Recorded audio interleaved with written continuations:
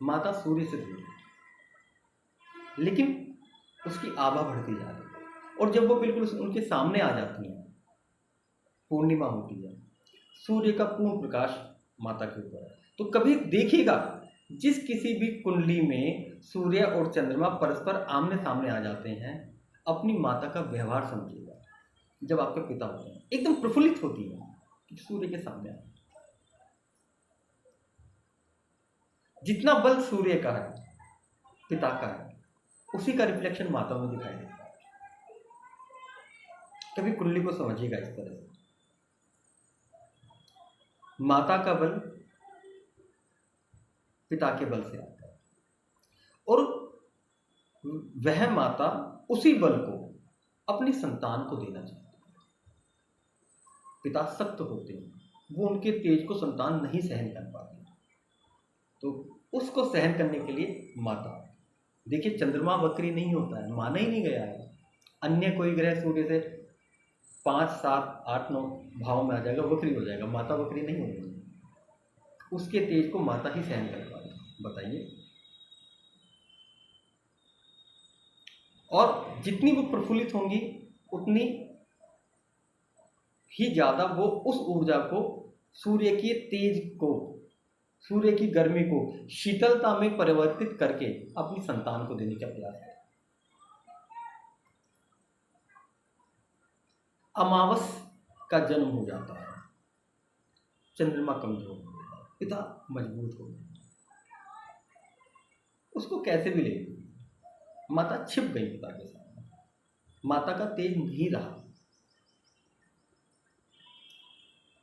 इसी के अनुरूप कुंडली में जब आप अपने ही चंद्रमा, अपने ही सूर्य को समझते हैं, तो आप अपने ही जीवन में जिस देह को आपके माता या पिता स्वरूप माना गया है, उनको अनुभूत करने लगते हैं ग्रहों के द्वारा।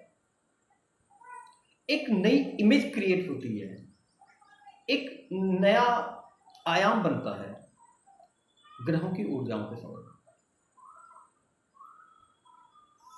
समझिए आप। तो हमारी भावनाएं, हमारी साइकोलॉजी, हमारी अनुभूतियां, हमारा लगाव, चंद्रमा लगाव है। ध्यान रखिएगा, हमारा लगाव किससे है वो चंद्रमा से पता चलता है, लगन से नहीं पता चलता। एक व्यक्ति वह है जिसको हम हमेशा अपनी आंखों के सामने देखना चाहते हैं, यानी कि भौतिक शरीर है और हम उसे देख करके खुश हो रहे हैं। वो हमारे कोई जानकार हो सकते हैं, मतलब कुछ भी मान लीजिएगा, आप उसे सामने देखना चाहते हैं। एक व्यक्ति वह है जिसे आप अनुभूत करना चाहते हैं, जिसे हम लगाव कहते हैं, हम उसके शुभ की कामना चाहते हैं। तो देखिए चंद्रमा कहाँ विराजित हैं आपकी कुंडली में। जिस भाव में चंद्रमा विराजित हैं, उस भाव से किस दैहिक व्यक्ति का विचार किया जाता है, तो आपकी भावनाएं पहले उस देह पर चली गई। उसको पीड़ा, आपकी पीड़ा। सबसे पहली बात, दैहिक नहीं, मन की पीड़ा। चंद्रमा कहां चला गया। फिर चंद्रमा की चंचलता को समझिए।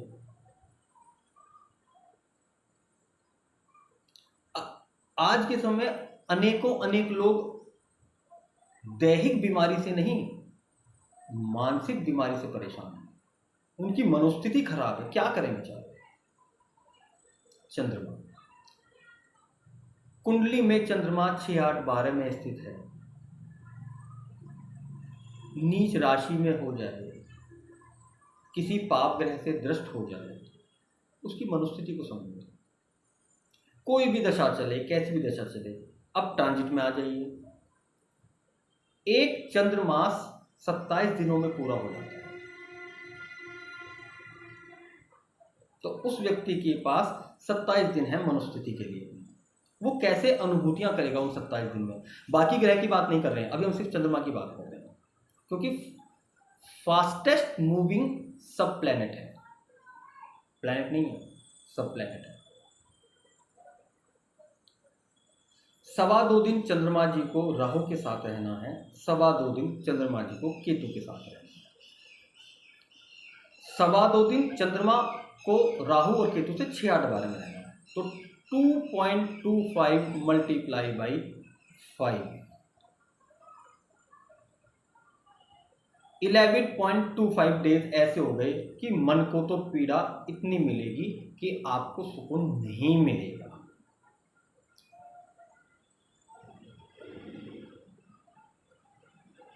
आगे बढ़ते हैं। 2.25 दिन उनको शनि महाराज के साथ रहना ही रहना है। 2.25 दिन उन्हें शनि महाराज की तीसरी दृष्टि देखेगी। 2.25 दिन उनको शनि महाराज की सप्तम दृष्टि देख रही है। 2.25 दिन उनको शनि महाराज की दशम दृष्टि देख रही है। 2.25 मल्टीप्लाई बाई 4 इक्वल टू 9।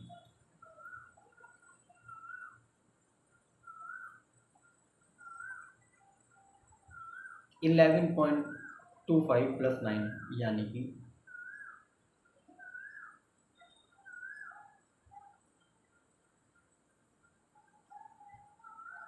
20.25। बचे कितने थे? 6.75। अब इसमें भी अमावस्या पड़ जाएगी। अमावस्या से 2-3 दिन पहले चंद्रमा बिल्कुल निर्मल रहता है। ऐसे व्यक्ति के लिए सुख की अनुभूति कैसे हो? जीवन में सब कुछ होने के बावजूद भी मन को सुख की अनुभूति नहीं रह पाती है, मन उसका स्थिर नहीं रह पाता है। ऐसे व्यक्ति मनोरोगी हो जाते हैं, स्वीकार करें या ना करें।